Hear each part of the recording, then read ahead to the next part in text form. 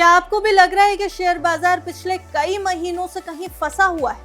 Nifty 50 करीब 17 महीनों में लगभग फ्लैट चल रहा है और कई निवेशक इसे डेड मार्केट मानने लगे।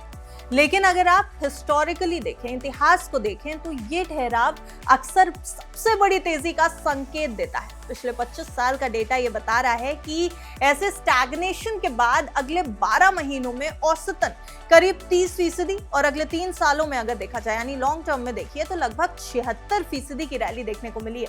यानी जो दौर आज निराशाजनक लग रहा है वही कल बड़े मुनाफे की शुरुआत भी हो सकता है। हेलो एंड वेलकम, आप देख रहे हैं गुड रिटर्न्स। मैं हूं आपके साथ अर्निमा द्विवेदी। वीडियो को आप तक लाने का मकसद यही है कि जो पैनिक बाजार में क्रिएट है वो हमारे निवेशकों तक ना पहुंचे।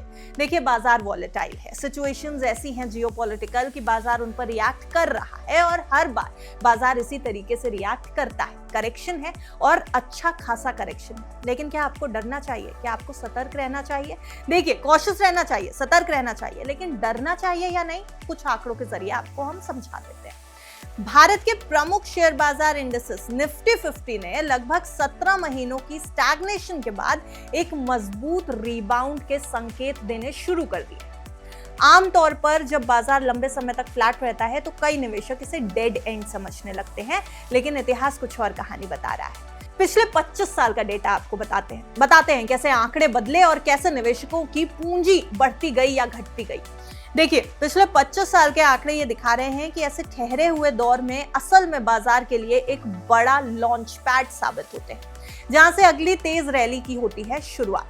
साल 2001 से 2026 तक के अलग अलग 17 महीने के फ्लैट पीरियड्स का एनालिसिस करने पर एक दिलचस्प पैटर्न सामने आता है।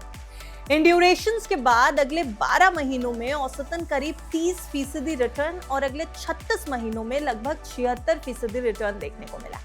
यानी जो समय निवेशकों को सबसे ज्यादा निराश करता है वही अक्सर बड़े बुल रन की नींव भी बन जाता है। अगर कुछ ऐतिहासिक एग्जाम्पल्स देखें तो ये पैटर्न और ज्यादा साफ हो जाएगा। तो चलिए आंकड़ों पर नजर डालिए।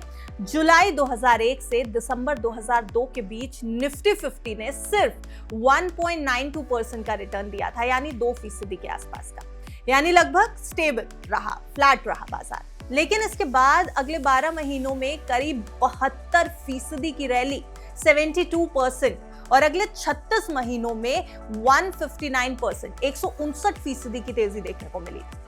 इसी तरह अब आइए अगस्त 2001 से जनवरी 2003 के बीच -1.13%, यानी नेगेटिव रिटर्न 1.25% का, लेकिन अगले 12 महीनों में लगभग 74% और 3 साल में 188%, 188% का रिटर्न मिला है। अक्टूबर 2001 से मार्च 2003 का दौर भी देखिए, जो लगभग फ्लैट रहा था, लेकिन इसके बाद 12 महीनों में करीब 81%, 81%, और 36 मंथ्स में 36 महीनों में 248% की जबरदस्त तेजी देखी गई। 248% का अपसाइड 36 महीनों। ये ट्रेंड सिर्फ शुरुआती दशक तक सीमित नहीं रहा। 2007-8 के ग्लोबल फाइनेंशियल क्राइसिस के बाद भी बाजार ने पहले ठहराव और फिर तेज रिकवरी का दौर देखा है। इसी तरह 2011 से 12, 2014 से 16 और कोविड रिकवरी फेज 2021 से 23 के दौरान भी लगभग ऐसा ही पैटर्न देखने को मिला है। कुल मिलाकर ऐसे 11 मेजर फ्लैट पीरियड्स का औसत देखें तो अगले 12 महीनों में लगभग 30% का रिटर्न और अगले 36 महीनों में करीब 36% का अपसाइड रिटर्न दर्ज किया गया। इन रिबाउंड्स के पीछे कई आर्थिक कारण होते हैं। जब बाजार लंबे समय तक फ्लैट रहता है, स्थिर रहता है, तो कई अच्छे स्टॉक्स अंडर वैल्यूड हो जाते हैं। इसके बाद जैसे ही economic recovery, policy reforms, interest rate cuts या फिर फॉरेन इन्वेस्टमेंट इनफ्लो शुरू होते हैं, बाजार तेजी से ऊपर की ओर बढ़ने लगता है।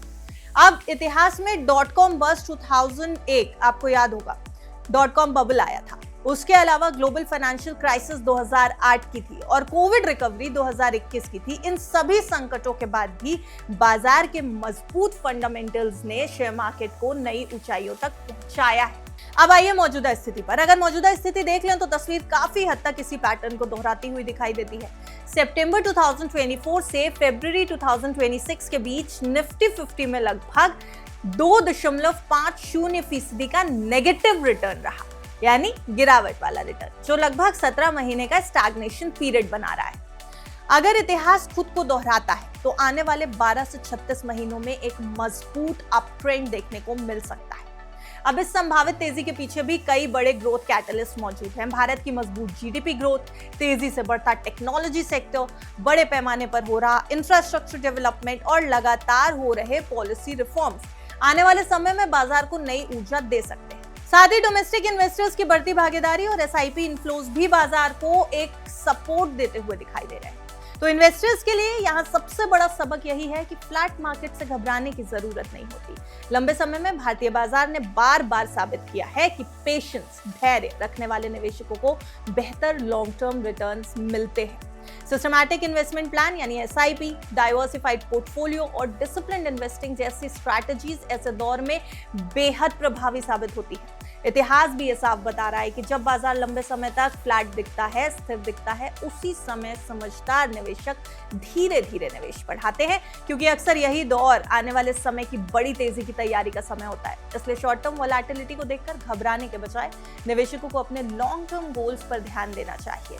अगर यह ऐतिहासिक पैटर्न दोहराया गया तो 2026 के बाद का समय भारतीय बाजार के लिए एक नई ग्रोथ फेज की शुरुआत हो सकता है। यह दौर न सिर्फ 30 से 76% तक के संभावित रिटर्न ला सकता है, बल्कि निफ्टी 50 को नई ऊंचाइयों तक भी पहुंचा सकता है।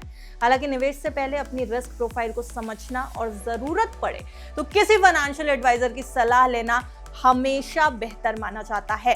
तो कुल मिलाकर ये कहा जा सकता है कि भारत की मजबूत अर्थव्यवस्था, बढ़ता कॉर्पोरेट प्रॉफिट और लगातार सुधरते आर्थिक संकेत बाजार के लिए पॉजिटिव आधार तैयार कर रहे हैं, पॉजिटिव सेंटिमेंट बना रहे हैं। ट्रिगर्स अच्छे हैं। इतिहास गवाह है कि स्टैग्नेशन के बाद रिबाउंड अक्सर आता है, इसलिए पेशेंस रखने वाले निवेशकों के लिए आने वाले साल बड़े मौके लेकर आ सकते हैं, क्योंकि बाजार में अक्सर वही लोग जीतते हैं जो समय के साथ टिके रहते हैं। टिके रहिए, लेकिन फाइनेंशियल एडवाइजर की राय लेते रहिए, क्योंकि बाजार वॉलेटाइल भी काफी होता है। देखते रहिए गुड रिटर्न्स।